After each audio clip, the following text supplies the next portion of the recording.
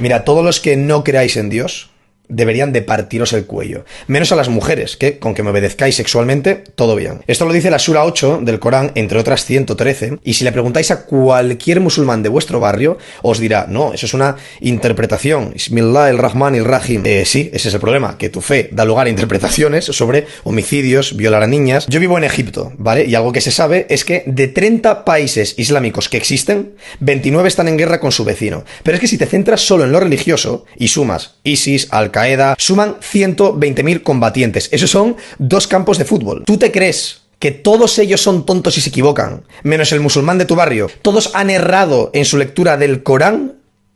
¿O será que tú quieres blanquear algo? La gente no quiere ver el potencial destructivo del Islam por ser literalista y por meterse en todo. Y no me refiero a España, mira Palestina. El origen filológico de ese conflicto es que el Corán promete esa tierra a Israel. Dice, وَقُلْنَ مِنْ بَرِهِ لَبِنِ إِسْرَائِلْ اسْكُنُوا الْأَرْضَ. Si su cultura es tan buena, ¿por qué ningún musulmán emigra a países musulmanes?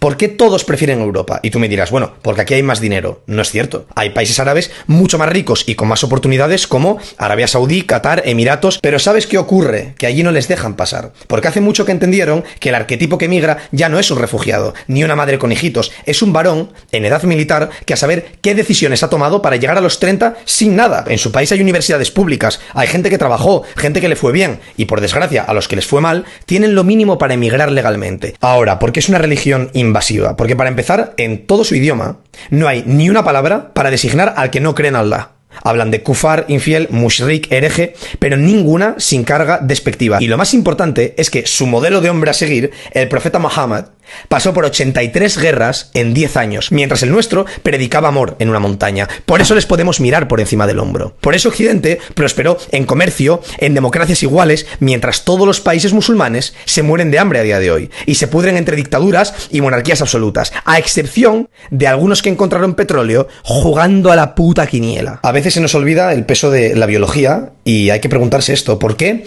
el español es propenso a ser alcohólico? Porque en el suelo mediterráneo se plantaba la uva que fermentaba en vino. ¿Por qué el rumano es ágil y es buen vendedor? Porque es heredero de nómadas y mercantes. ¿Qué ocurre con el árabe entonces? Que comete acciones delictivas que su esquema étnico-religioso o su ley nunca ha penado. Algunos llegan a un país y lo acaban intentando convertir en aquel país del que emigraron, porque es un bucle. Violencia igual a inseguridad e inseguridad igual a pobreza. Y la única manera de defender esto en términos de política exterior es o votar a la izquierda o ser retrasado mental. Mira, el saludo musulmán es As-salamu alaikum, la paz sea contigo. Y se responde o alaikum salam, contigo también.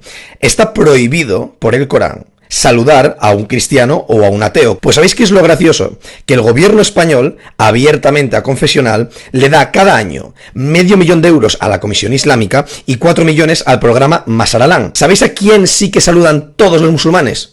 A Pedro Sánchez, en fila india, diplomáticos, líderes religiosos. Si te metes en estos temas de comunicación, política, verás que los musulmanes tienen su calendario, que es la Égira, la migración, que empieza en el 622. Todos dicen, en los países en los que se usa, en la ONU, que celebran únicamente la migración, o sea, el trayecto de Mahoma desde la Meca hasta Medina. Pero eso no tiene ni puto sentido, porque el paseo en sí no es divinizable. Lo que celebran es que al llegar a Medina se fundó la primera comunidad musulmana. Problema, que para hacerlo tuvieron que rebanarle la cabeza a todos los judíos que vivían allí. Todo es problemático. Que te explique un musulmán por qué su profeta se casó con una niña de 6 años y que no te diga, no, es que sus hermanas eran mayores. No, no, no.